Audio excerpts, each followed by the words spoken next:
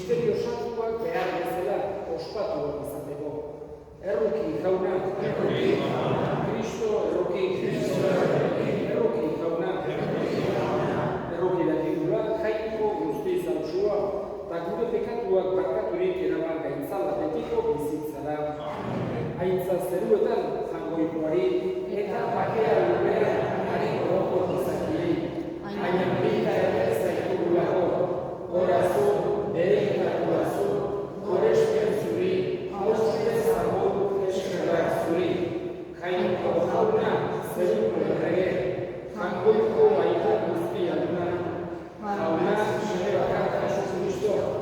Jainko jauna, jainko arekin doz, aita persene. Zuken zendezu munduko pekatua, erroki jauna. Zuken zendezu munduko pekatua, entzun gure egia. Aitaren eskuinapean jarri biltzaudezu, erroki jauna. Zu bakarrik santua, zu bakarrik jauna, zu bakarrik oiko Jesus Kristo, Espiritu Santuarekin, jainko aitaren argitan. Amen. Egin dezagun otorioz. Hoi jainko, gogo bateko egiten dituzu zure fededunen bihotzak.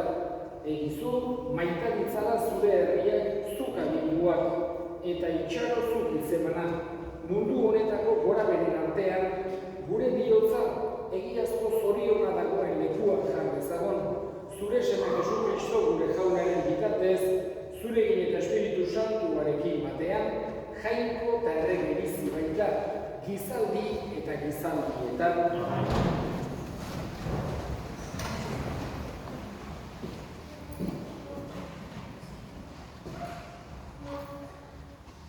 Lectura del libro de Isaías. Esto dice el Señor: Yo, conociendo sus obras y sus pensamientos, vendré para reunir las naciones de toda lengua, vendrán para ver mi gloria. Les daré una señal, y de entre ellos enviaré supervivientes a las naciones, a Tarsis, Libia y Lidia, tiradores de arco, Túbal y Grecia, a las costas lejanas que nunca oyeron mi fama ni volvieron mi gloria. Ellos anunciarán mi gloria a las naciones, y de todas las naciones como ofrenda al Señor, traerán a todos nuestros hermanos, a caballo y en carros y en hileras, en mulos y dromedarios, hasta mi santa montaña de Jerusalén, dice el Señor. Así como los hijos de Israel traen ofrendas, en vasos purificados al templo del Señor. También de entre ellos escogeré sacerdotes y levitas, dice el Señor. Palabra de Dios.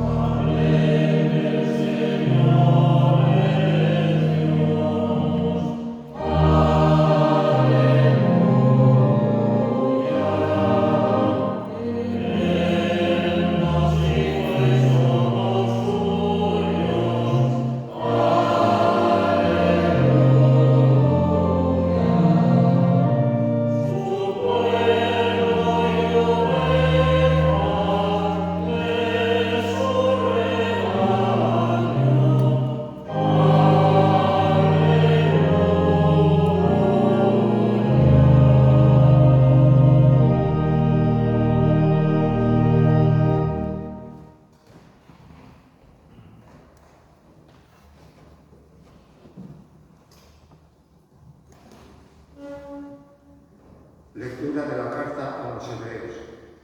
Hermanos, habéis olvidado la exhortación paternal que os dieron. Hijo mío, no rechaces la corrección del Señor.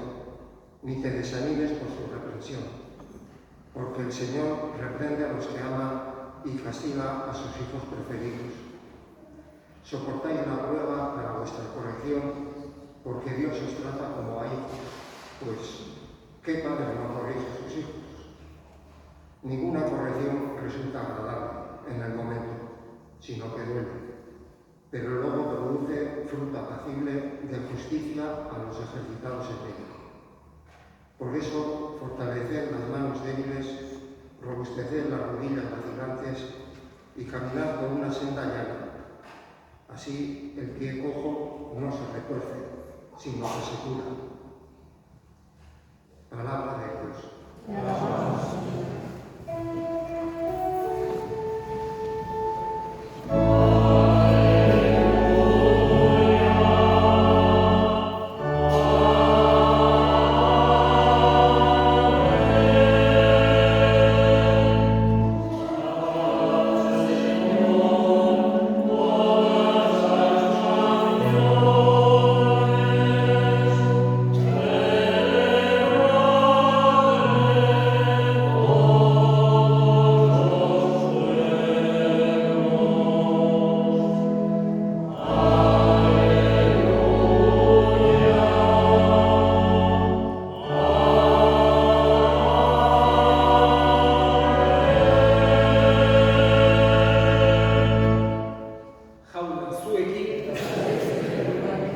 Jesucristoren evangelioa San Lukasen liburutik.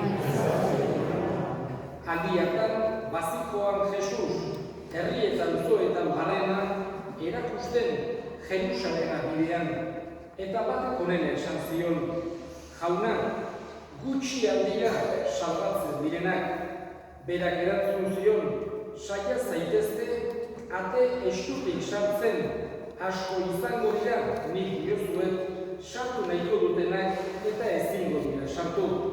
Etxeko jaunak teiki eta atea ixten duenean, kanpoan geldituko zeraten, eta ate joka hasiko esanez, ireki ezaiguzu, eta arek erantzungo dizuen, ez dakit nor zeraten. Orduan zuek honela hasiko zeraten, guk zurekin jan eta eran izan dugu, eta guk zuk gure eparantzetan erakutsi izan duzu. Baina arek esango dizuen, ez dakit nor zeraten, alde negandik gaizkileok. Orduan izango da negarra eta horuz karraska. Abraham, Isaac, Jakob eta profeta guztiak jangoikoaren arrainoan ikusiko dituzuen, eta zuek handik kanpora bialiak izango zeraten. Etorriko dira gainera, sortaldetik eta sartaldetik, iparraldetik eta hegoaldetik, eta jangoikoaren arrainoko mailan jarriko dira. Eta begira, badira azkenengoak lehenengo izango direnak, eta badira lehenengoak azkenengo izango direnak. Jaunak esana.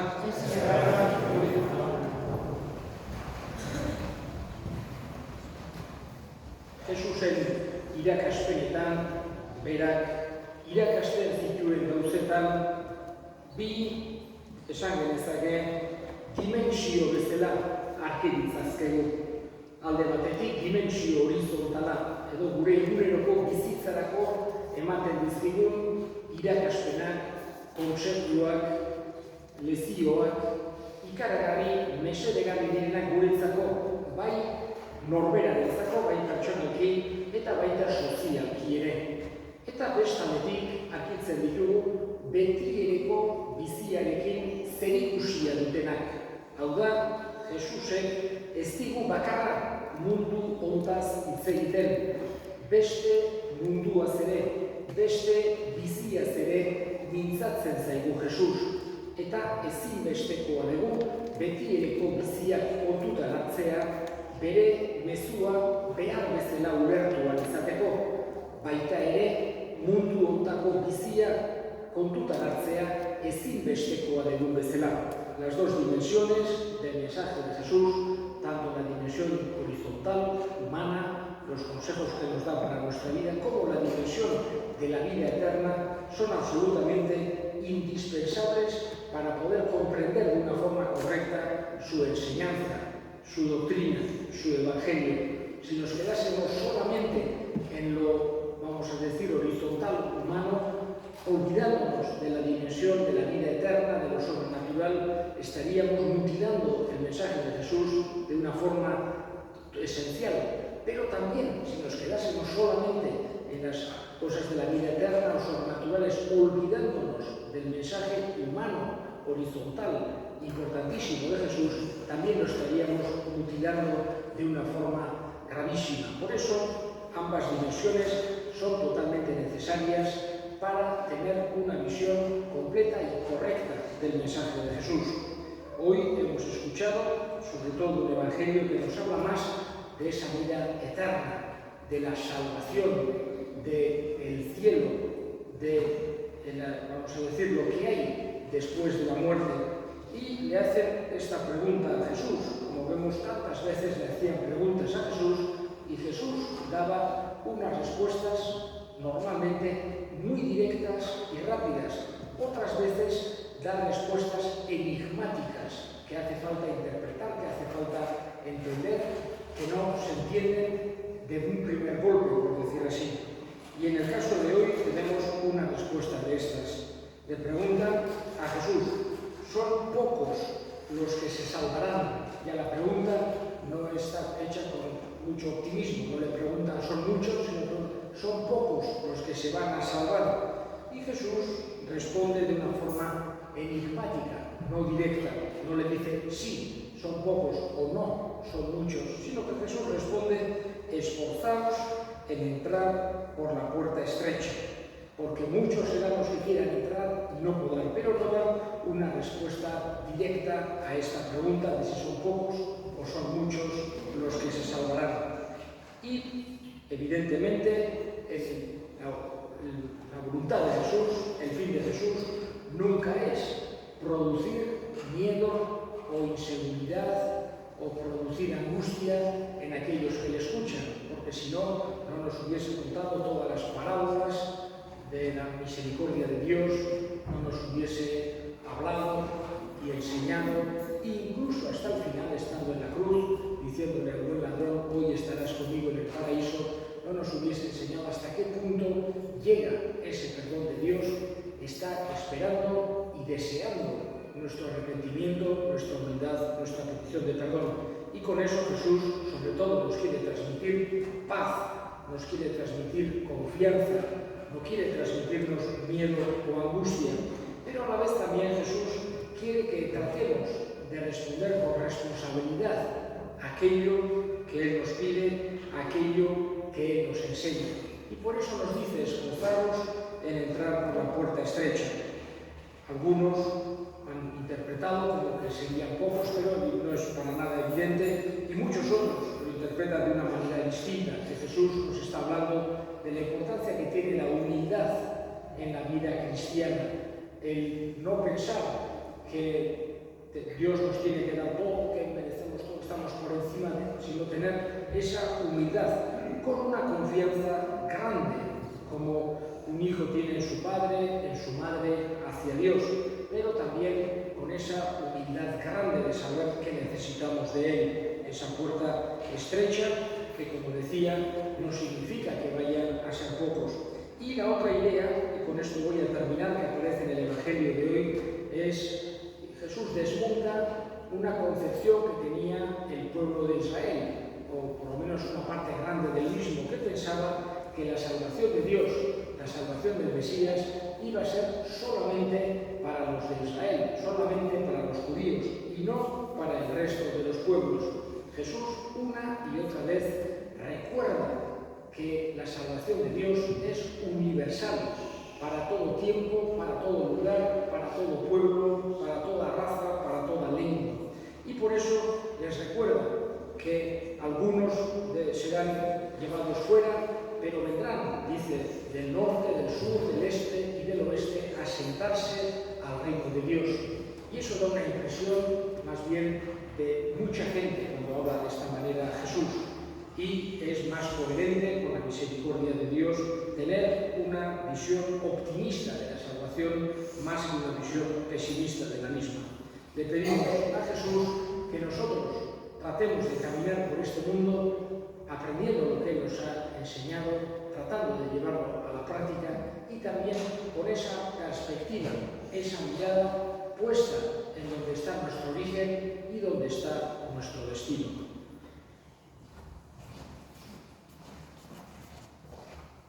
Creo en Dios Padre Todopoderoso, Creador del cielo y de la tierra. Creo en Jesucristo, su único Hijo, nuestro Señor, que fue concebido por la gracia del Espíritu Santo. Nació de Santa María Virgen, padeció bajo toda la responsabilidad, fue crucificado, muerto y sepultado, descendió a los infiernos, al tercer día resucitó de entre los muertos, subió a los cielos y está sentado a la derecha de Dios Padre Todopoderoso. Desde aquí vendrán cada vivos y muertos. Creo en el Espíritu Santo, la Santa Iglesia Católica, la comunión de los santos, el perdón de los pecados, la resurrección de la carne y la vida eterna. Amén. Elevemos ahora nuestras súplicas al Señor. Le pedimos al Señor, a Jesús, por todos aquellos que tienen dificultades para creer, para que tengan el don de encontrarse en persona con Él. Roguemos al Señor. Te rogamos. Pedimos también por todos aquellos que están lejos de sus hogares, que han tenido que salir buscando paz, buscando futuro, para que encuentren siempre acogida en los cristianos. Roguemos al Señor. Te rogamos. Escucha, Padre, la oración que te dirigimos por Cristo nuestro Señor. Amén.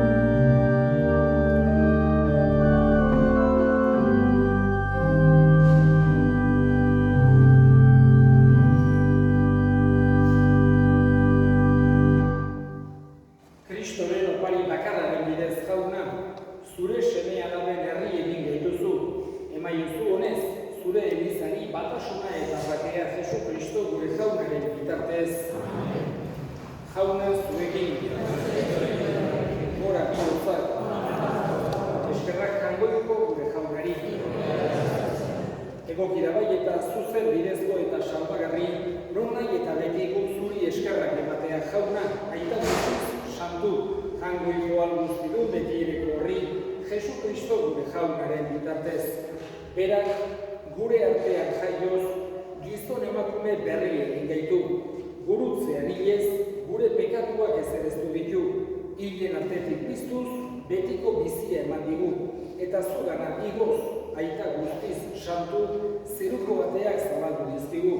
Horregatik ainero eta santu guztiekin batean, beti eta beti abesten dizugu goratzarre hau.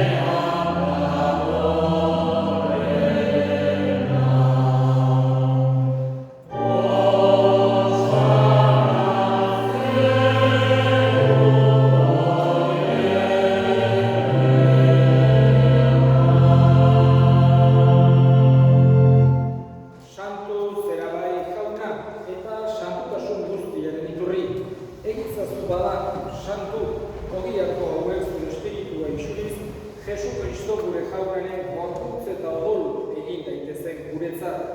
Berak saldu zutenean eta bere gogoz gurutzera zikoala, ogi hartu eta eskerrak emanez zatitu zuen eta bere ikaslei eman zien esanez. Hartza zuen eta jan guztiok ontatik, hau ere gorputza data, zuentzat emangoena.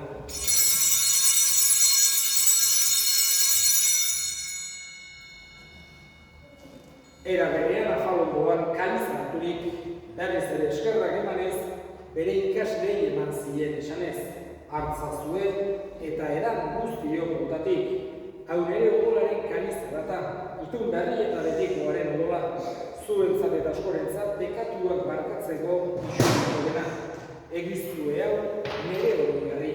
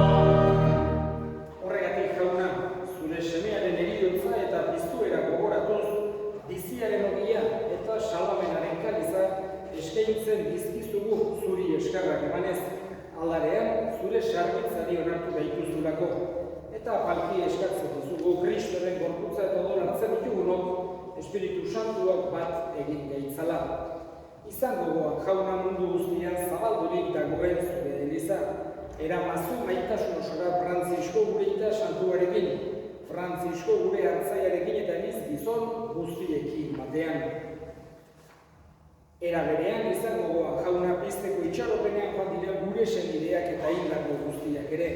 Harritzazu zure aurpegiaren argitan. Errokezak izkigu arren, guk guztiok betiko bizia iritsi dezagun.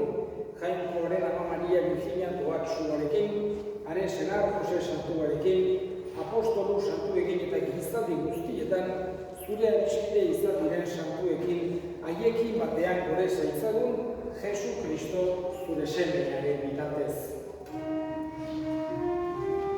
Honen bitartez, honekin eta honengan, zuri aita jangoikoan guztigun horri, Espiritu Santuarekin batean, osteta gaitza guztia, gizaldi eta gizaldi guztietan.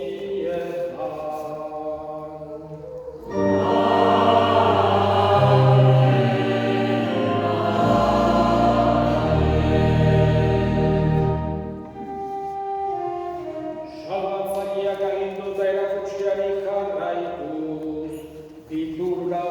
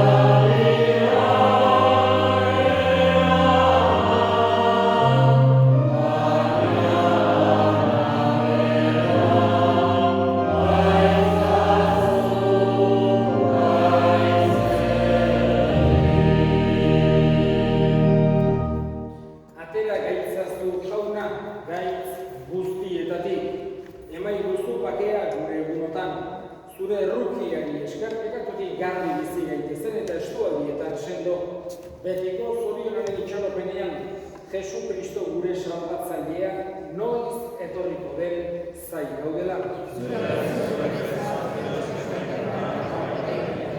Jesu Kristo gure jauna, zuk esan da apostoluei pakea uzten dizuet, nere pakea ematen. Begira zure Elizaren sinismenari eta ez, gure pekatuei, eta zure gogoaren bezala, emaiozu Elizari pakea, eman batasuna, errege bizi baizera, gizaldi eta gizaldietan, jauren pakea beti zuekin. Emaiozu pakea ekarri.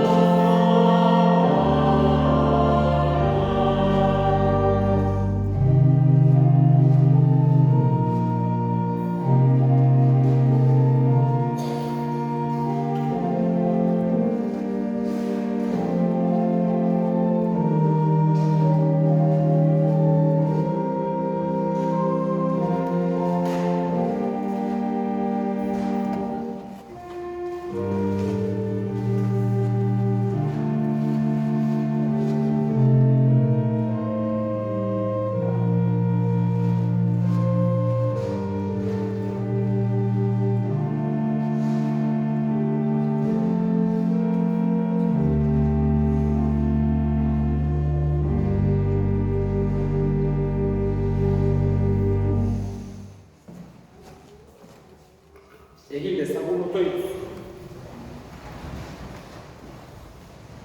Eraman gugan honez jauna bere beteran, zure errokizko salbaken ekintza, egin gaitzazu onak eta adoretu gauza guztietan zure nahia betea izateko. Jesu Kristo gure jaunaren bitartez, jauna zuekin, dedika zaitzatela jaiko guztiadunak, aitak eta semeak eta Espiritu Santuak, zoazte jaunaren akean.